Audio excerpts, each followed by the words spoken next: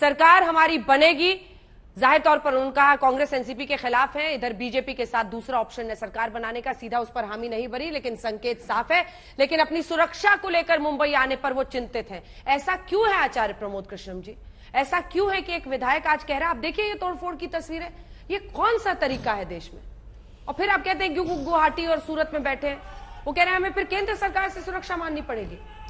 देखिए अंजना जी, पहली बात तो यह है कि हिंसा का समर्थन बिल्कुल नहीं किया जा सकता, चाहे इधर वाले करें या उधर वाले करें। लेकिन कर ही नहीं रहे। लेकिन सवाल इसका यह है कि एक पार्टी है पक्ष, एक है विपक्ष। इसमें तीसरी पार्टी भी है जो तटस्थ है, और जो तटस्थ है वो इस विषय पे अपने इसको तटस्थ नहीं कहा जाता है सर, इसको कहा जाता है मौन रहना। जब आपके सामने हिंसा हो रही है, आपकी महाराष्ट्र विकास अघाड़ी की तिपैया सरकार चल रही है, इसको मौन रखना, आंखें मूंद कर रखना और सब कुछ चुपचाप देखते रहना कहा जाता है। एक तो बड़ी इंटरेस्टिंग बात का समर्थन कर रही है। रागी जी सुनिए ना, रागी जी सुनिए, कांग्रेस पार्टी हिंसा का समर्थन कर रही है ना। अरे आप यदि राहुल गांधी का हिंसा पर कोई ट्वीट नहीं आ रहा है, आपके प्रियंका गांधी वाड्रा यदि ट्वीट नहीं कर रही इस हिंसा के खिलाफ, सोनिया गांधी, आप सुनिए, रागी जी पूरा जवाब दे लेने दीजिए उनको। बोले आचार्य जी। इसमें सबसे इंटरेस्टिंग बात क्या है कि भारतीय जनता पार्टी दिल्ली में बैठ करके खेल खेल रही है, और पिछले 10 दिन से ये खेल चल रहा है। पर आप ने तो कहा था कि इस्तीफा देने का वक्त आ गया है। हाँ ठीक है, अब सवाल इस बात क्यों का नहीं उद्धव ठाकरे का सवाल इस बात का है, अभी हम शिंदे गुट के वरिष्ठ विधायक को सुन रहे थे। हाँ। तो उन्होंने अपनी सारी बातें कह दी। उन्होंने ये भी कह दिया कि साहब हम बाला साहब ठाकरे के अनुयायी हैं। उन्होंने ये भी कह दिया हम शिवसेना हैं। उन्होंने ये भी कह दिया हमारी सरकार बनेगी। उन्होंने ये भी कह दिया कि हमें कुछ पता नहीं। उन्होंने ये अभी सूचना आई कि साहब वो शिंदे साहब जो थे गुजरात गए थे।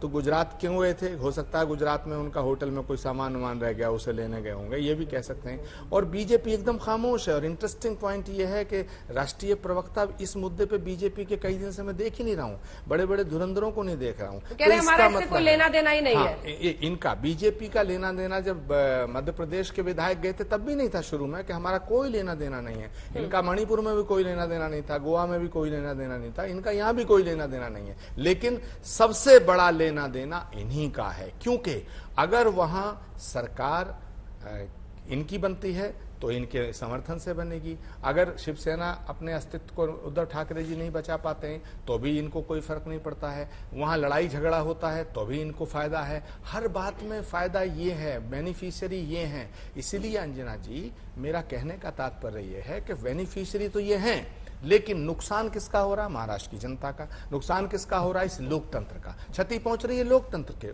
क्योंकि महाराष्ट्र की जनता ने जिन विधायकों को चुना था वो आज गुवाहाटी में बैठे हैं, और कहीं ना कहीं कोई ना कोई इतनी बड़ी प्रॉब्लम है। तोड़फोड़ की क्यों की जा रही है? एक सेकंड, आपको लगता है सर ऐसे में नेताओं को डरना चाहिए क्या? नेता फिर किस बात के? ये बाला साहब ठाकरे के अगर अनुयायी हैं तो जी जाए ना, महाराष्ट्र की भूमि पर जाएं। उनकी वहां की जनता ने इनको विधायक चुना, ये अलग जाके बैठ गए। और अभी क्या कह रहे थे? क्या कह रहे थे?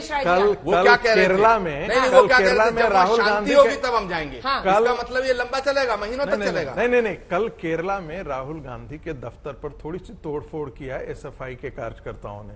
अगले दिन मीडिया में इन्होंने सारे में बवाल काट दिया कि भाई एसएफआई ये तो लोकतंत्र का अपमान है।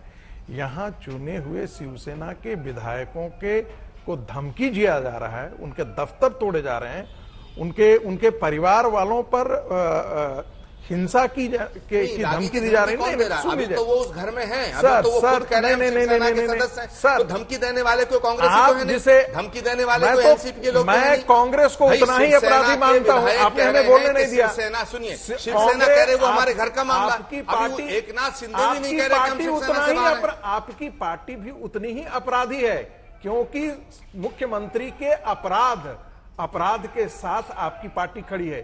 एक भी टिप्पणी नहीं आई है इस हिंसा के खिलाफ। हम तो कहते हैं कि इस पूरे खेल का बाजीगर भारतीय जनता पार्टी नहीं है। कल भी अंजना जी हमसे कह रही थी कि मैं आपसे सहमत नहीं हूं। इस खेल का असली बाजीगर तो शरद पवार है।